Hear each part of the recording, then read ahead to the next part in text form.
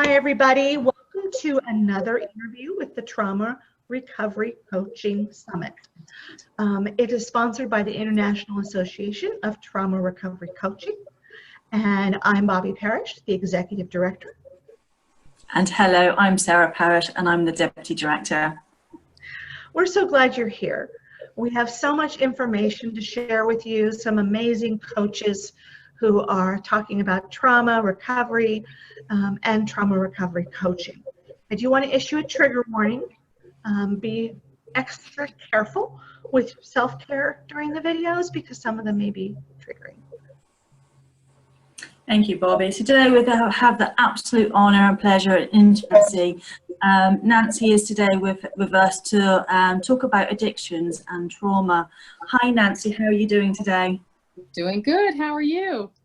I'm fantastic. It's an absolute pleasure to have you here with us today, Nancy. So can you just explain to our viewers, how can trauma play a role in addiction? When a person has experienced trauma from particularly early childhood, and there are repeated doses of that trauma, so it's like a complex trauma, the very same things kind of happen when somebody is in addiction that basically happen when we're in trauma. So the fight flight responses, they are enacted when you're in constant trauma. And if you don't have, the resources there or the support system in place through the family, you're being, in trauma through a family system, parents or whoever, especially a caregiver that's close, it could be a sibling or anything like that. And so you experience these repeated doses of traumatic events, or through neglect, or through bullying. There's several ways that we experience trauma. And so what ends up happening then is because we're in fight or flight so much, we have, cortisol kicking in all the time. And what ends up happening is it kind of shuts off that thinking brain and we go into an emotional reactive mode. So this is how we now cope with how we deal with situations. We're on the guard. We're always prepared for the next shoe to fall. We have to protect ourselves. So that cortisol and adrenaline is always kicking off, when you're in childhood trauma. You can never just relax. It's always repeated stressors. So growing up, what ends up happening is that emotional brain basically is where all of the perceptions come in. That's where, all of the self-talk comes in, everything that's been passed down, and it could be, these little subtle things all through life that somebody that you love and trust to care for you says because they don't know any better, or it could be because they're cruel, but, it could be just because it's been handed down, they don't know any better. And so we develop these horrible internal messages to ourselves. And so as we get older, the trauma will still be there. And so it might remain dormant when we get away from the situation, but if untreated, it's still there. So a lot of times what people will end up doing because they feel depressed or they feel anxious, they don't know, and they may, either on purpose or just as a social thing, try drinking or what have you. And it just, it has a different way that it affects the brain than what it would with somebody who hasn't experienced trauma. There's other, precursors for addiction, they say, but trauma is at the root. And so, so what ends up happening is when you ingest the drink or a drug, all of a sudden you feel better than you've ever felt. Like all of that cortisol and being on edge and all of that going on isn't happening in that moment. You're more relaxed and, oh, well, so then what also happens is then that cortisol burns in that positive memory of how that impact was. So again, so the next time, you're at a party or you're with friends or peer pressure when you're a young, teen, that you remember that this was a good experience. And so you end up, then you end up basically the addiction takes hold at that point. And so because the drug starts to the drug starts to own you instead of you doing it selectively, or the alcohol's a drug. So it ends up that we do these repeated things. So instead of dealing with the trauma, people are medicating it, and they don't realize that's all what's going on. So it never really gets well, it just gets medicated. Now on top of that, we have an addiction problem, you know. So it basically takes the same route as trauma. It just kind of, you know, takes you over in that regard. Yeah. It helps you to perhaps numb or avoid or deny those difficult traumatic memories and thoughts. Absolutely. And a lot of negative self-talk, you know, it's a terrible stigma when it goes into people who suffer from addictions, because, you know, we try to now call it a substance use disorder, because if you think about it, trauma causes pretty much about 90% of mental illness type things.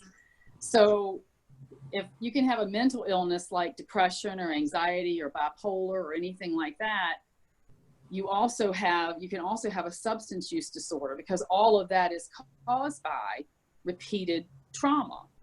And so, you know, so it's like, why is one a mental health issue and the other one's not? Right, right. So, I'm so sorry. So how does an addiction affect the family of that individual who's been traumatized and now uses a substance to help themselves cope? So a lot of times, so here's the family system, and you got a family member who's, you know, you don't realize, you marry them or whatever, and you end up, or they're your child. And, you know, we pass down in our parenting a lot of what we learned because we don't know any better. We get the coping skills that our parents handed down, and we try to take those and we weed out the ones we don't like, but we don't really know. We don't really know, because nobody ever really taught us in a healthy manner. And so what ends up happening is now you have a family system, and you have somebody who now has an addiction in that family system. Puts a lot of pressure and stress on the others in the family. So if it's, let's say it's the dad. So a lot of times I know around it where in my environment, the dad is the main breadwinner for the family, you know, a lot of the times. And so the security. And so it completely impedes the security of a family, because the addiction, you never know when it's gonna take hold. It's no different than somebody who suffers from depression, who, you know, goes and just lays in the bed for days. All of a sudden the addiction will kick in, and the person will go drink or use drugs or what have you to escape. And the family is really left off guard. So they're kind of suffering a secondary trauma because they don't have any control over any of it. So then all these maladaptive things start happening.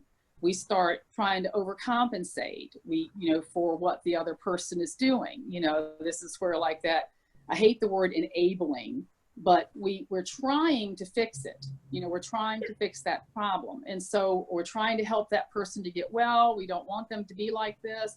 You know, it's a lot of anger and resentment that can come. It's a fear. It's, you know, the income. What if the person loses the job?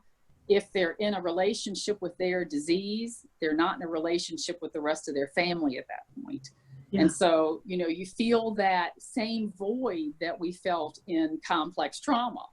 You know, it's like we feel that same void in that family system because we're not getting the attention. We're not getting all of that person. And so, so it's a very scary thing, and it's unpredictable, and a lot of people don't know how to deal with it. And there's a lot of, like, shaming that could go on for the person with the substance use disorder, you know, and the children, you know, they kind of grow up without some of their needs met from that parent. And because they're checking out, you know, they don't want to. It's not like I grew up and said, hey, I want to become an addict. That's, you know, but that's what has ended up happening. So Nancy, would you say that addiction then can become traumatic for those who love the addict? Oh, absolutely. I mean, because you just never know what you're going to get. And then, you know, these days, and particularly, you know, mothers of children who have substance use disorders, I'm seeing so many that are burying them because, you know, the drugs are easier to get than they were in my day, at least to me, because we didn't have all that And now it's everywhere. And so, and it's so much stuff that's being cut into the drugs.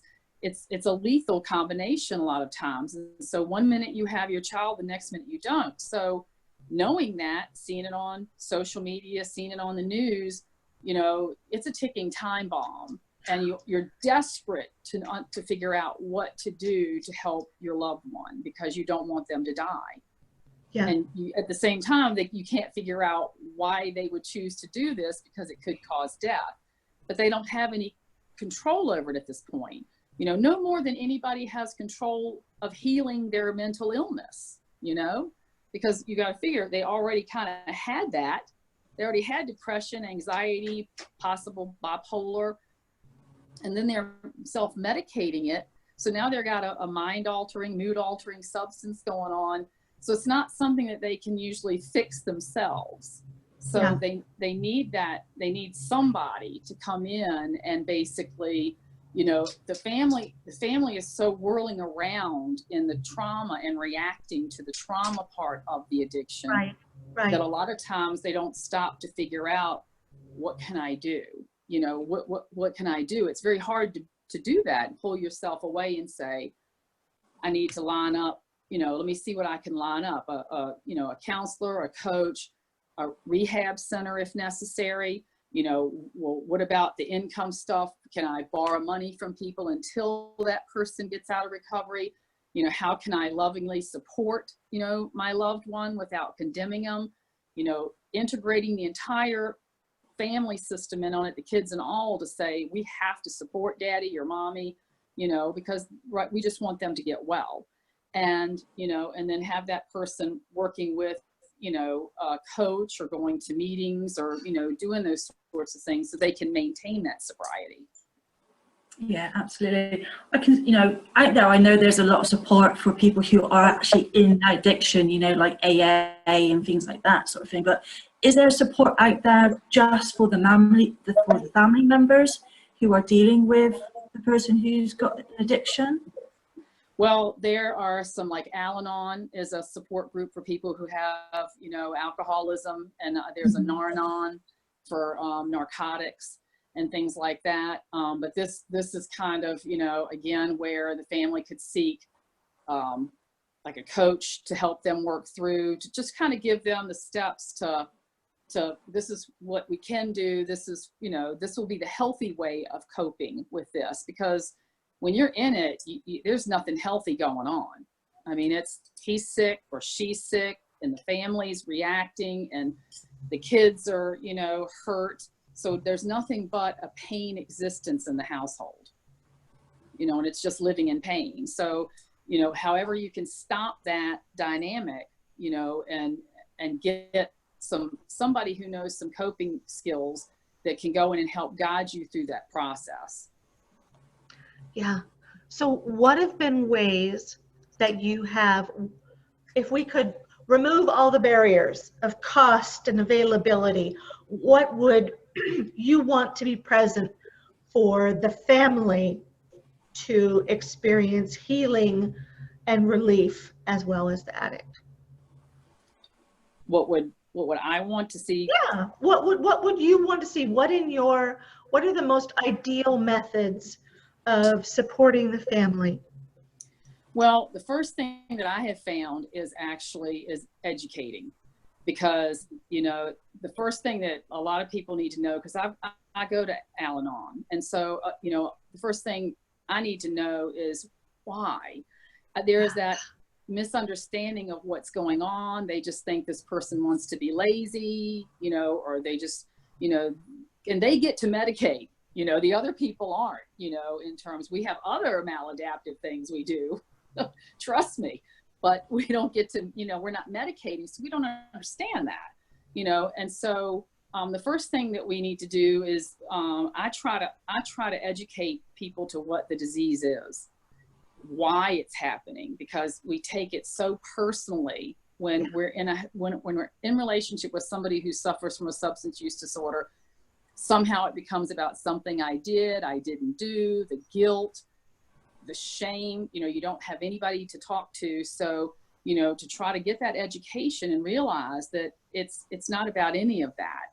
And for you, you know, and then the other part is to try to get that person to do some things for themselves, like, you know, the family member, because there's some things that they forget that they're not even doing for themselves anymore, because everything has been dropped and we're dealing with the diseased person. And so they become the focus in the center, and they really don't want to be, you know, it's not like they're really trying to be.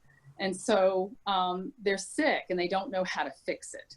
And so, so the best thing that I try to tell people to do is I educate them, then I try to get them going to meetings, which is part of a self-care, you know, and some other self-care things that we can do, journaling, you know, you have to go, you kind of have to walk through your own journey too, because, you know, we've all done things and have maladaptive coping skills. So we have to figure out what those are. And the best way you can support that family member is to get help for yourself. And the thing is that if the family member decides not to get help and they just are so in their, you know, their disease, and that you will still have the tools, you'll be slowly building the tools for what you need to make healthy decisions for what you need to do next. You know, nobody can tell you what that is, whether you leave them, whether you stay, nobody can tell you that. But at least you'll be able to, you know, get some healthy coping mechanisms. Because, you know, I know when personally I've dealt with it, and before I knew anything, I wasn't dealing with it in the healthiest of ways. And so all I'm doing is like, I'm causing more pain in my family because I'm reacting, and I'm, you know, I'm not doing it appropriately because I don't have the knowledge. I'm taking it personally. It's something that I didn't do, you know, and so it's all about me. And so, so when I kind of figured out that it really isn't about me, you know, but there are things that I could do that will either aid and abet the disease, or it'll aid and abet the recovery. So. Yes, absolutely love that, Nancy. Thank you. So what next? What's the next best thing that we can,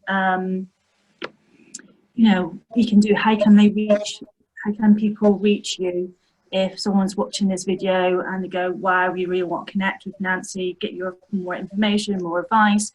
How can people reach you, Nancy? I have a website. It's www.alternativesinrecovery.com. And there's information on trauma, substance use, and grief, because that all plays a part of everything. And I have contact information on there if anybody would like to reach out. Yeah. Thank you, Nancy. And thank you to all of our viewers today for being here. We have a wide variety of videos in the summit, and we hope that you've taken a chance to view as many as you can. So stay with us. We have more videos to deliver to your inbox, and we will see you later.